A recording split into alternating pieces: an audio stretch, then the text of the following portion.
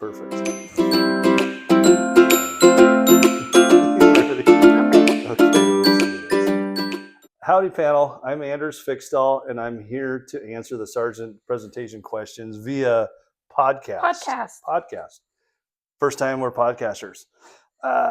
This is my lovely wife, Casey. She agreed to help, so that's amazing. Give her a hand. I am just here to keep time and ask the questions. That's right.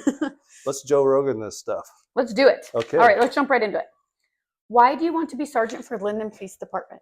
2 words come to mind: leadership and mentoring. Okay. Bridge the communication gap. Communication advocate. For who? For what? Give us more details. Yeah, As panels, they want more details. Exactly. Officers, boots on the ground, Mhm. and admin. A sergeant position, which I would love to do, is be the advocate between the two.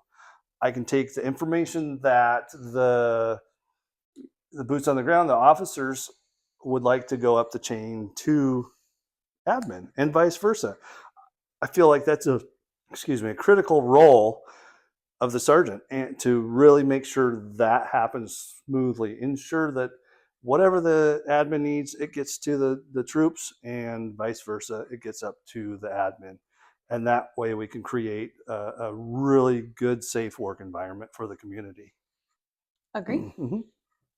What else? What else you throwing at us? Because you had a lot on this list. We had to narrow I did down. have quite a bit. So continue serving the community.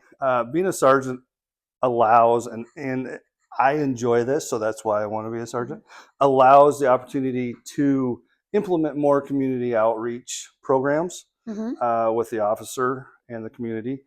And it really gives, I believe it really gives the people, the community, what they want to feel safe and a part of the police department, instead of, hey, the police are showing up. They're a part of it. Agreed. Yeah, I mean, that's community outreach. I think that's a key role. And as a sergeant, I can dig into that and really promote and push that with officers. Okay. What else you got? So, problem solving. I like tough challenges that pop up in the agency or in the community. I'm anxious and excited to help with the resolution of it. Come up, create the plans, create the programs, ensure the department runs safely and efficiently and effectively for the community. I feel like those are the skills and what I have to offer as a sergeant, to really dig in there and help with those issues. Make sure that the guys and gals get home safely to their families. The community really is, hey, this police department cares. I think as sergeant, is a great role. And I know I'd be great at that. And I am good at that. I like the idea of families, officers getting home safely to their families. Yeah, for As sure. a first responder wife, we appreciate that. Yeah. So also real quick, so as far as problem solving and serving the community programs, I have a little program that I'm going to give to you guys, the panel, in person. Yeah. A little bit later. Yeah. Well, in person, when we're in person. Yeah.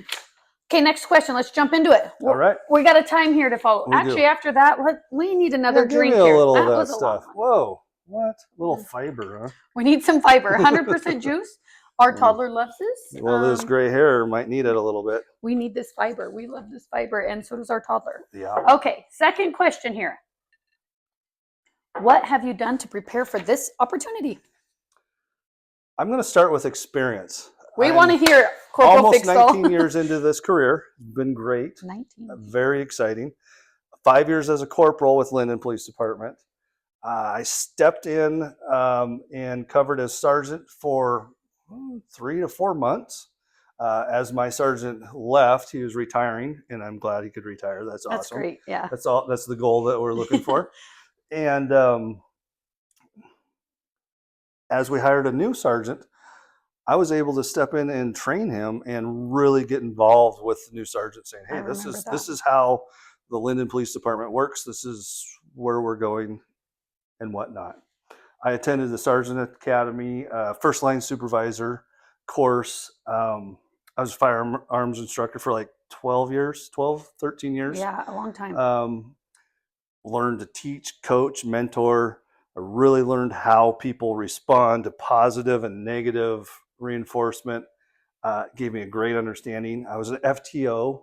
I've done that throughout the years. Same thing. I learned how people operate, how far we can push them, or, the positive reinforcement and how to really give constructive criticism when needed. Hmm. Um, Lots of different personalities out there. absolutely. Yeah. A lot. And I think, we have a couple of those personalities, especially with our 2-year-old almost. Oh, sheesh. No um, joke. No and then joke. understanding and learning the department, the way it operates. Like, That's give us an example of how it operates, because right. I'm thinking officers do their job, but I think we forget at the end of the day that it's a business that needs to be ran. So explain the operations It's piece. a total business. I've been able to jump in on staffing issues as corporal and acting sergeant, figure out, hey, this needs to happen for this to happen. Budgeting, I've learned, whoa, we spend too much here. Let's pull from here to move to here. Tasers, yeah. Tasers, whatever. And the firearms instructor, that gave me the opportunity to really jump into a lot of the budgeting things, because obviously it costs money to run a business and things. Another thing that comes to mind is personal growth. That is, Boy, howdy. yeah. I feel like I'm growing every day, which is great, and I learn something new every day. One thing that I've really tried to do is to prepare for this position is increase my numbers, my production, my work, give better work, give more effort, make sure it's done on time, fast. And I believe that's an example for the rest of the crew, and they follow suit. My initiative and self-discipline has improved by a lot the last couple of years. I've just really dug in, and I guess dug my heels into the dirt and grabbed those supervisor roles and really took them to heart and ran with them and continue to run with them. As your wife, I've seen that. You have embraced that role very proudly. The beauty is this stuff kind of transitions to the family too. So that's great. It does. Yes. I'm very proud of you too. Yeah, thank you. Okay. We got to keep this thing moving along. We're on a time budget here. Yep. So now we need to get into the bill. That was another thing. The question 3 was describe an idea or program. You're going to do that in person after our podcast here. So question number 4, candidates will pick a proposed bill of their choice in the current Washington legislative session and present it. So how would it affect your department and the impact it'll have on Washington law enforcement as a whole? Yeah. Let's talk about that. What bill? So the bill's numbered HB 1512. And I'm just going to give a gist of the bill, just kind of a portion of it that I believe is going to affect our agency and Washington law enforcement. Yeah, explain this bill to us. Yeah. So basically, they're going to take away, the bill takes away primary reasons to stop a vehicle. Do you need an example? I mean, I'm guessing. Yeah. Give me an example, because as not a first responder, I need more detail. What does that mean? What does that look like? Yeah. So basically, it takes some proactivity away from policing. So what that looks like is you're driving along, making a traffic stop, looking at the plates, whatever, working for the day, run a plate, it comes back as a suspended driver, like the registered owner. They come back as suspended, revoked, whatnot. This bill takes that away as a primary stop. So we can't stop that. It's a crime. You can't stop that crime. It basically goes away. You can't do anything with it. From my experience, the folks that are suspended get in a crash, they don't have insurance, they cause a lot of damage, it's their fault, they leave, whatnot. It costs people thousands of dollars, costs the city money, it costs everybody money across the board. It really takes the safety factor and magnifies it.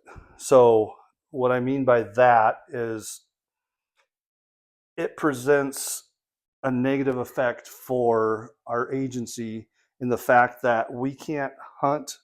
Maybe I shouldn't use the word hunt, but dig in and really find the drugs, the the DUIs, different Reasons that- behind it. well, yeah. different things that would really harm people because they're taking away, crimes that we can't actually use as a primary traffic stop. Does that make sense? Yeah, as a member of the community, that presents some safety concerns, right? Absolutely. Yeah. Total safety concerns. And Yeah. I believe the proactivity is really, well, one, I believe it builds our teamwork and our crew. But two, the proactivity is what the community expects. And Mhm. by engaging this bill, it removes that proactivity ability for the officers. And Yeah. what that looks like is retraining. Hey, you can't do this anymore. Report writing changes. It just kind of has a snowball effect of consequences. Just, those things are illegal. Let's just leave it be. Yeah, I think we prefer police officers to be proactive for sure. Absolutely. Like you were saying, not Yeah. to steal the words out of your mouth, but to be Right. proactive. And reactive is important too. Like you have Yeah. to react. If there's a crash, we react, we help, Mhm. we do our thing. But with this proactivity, we could potentially save a life from the crash happening. Mhm. And this law, these rules in here restrict our ability to be proactive, which is a concern for all And the Washington State. retraining, like you'd mentioned, Yep, and and all it's those a things. concern for all Washington State law enforcement. It Yeah. really is, and communities. We want to keep them safe, and it does not do the community any justice. So, Agreed. yeah, high five to that. Yeah. I mean, Okay, that might have so been kind of those nerdy. were the bills. So now you Yeah. get to bounce back to question number 3. Yeah, number 3, and we're gonna go.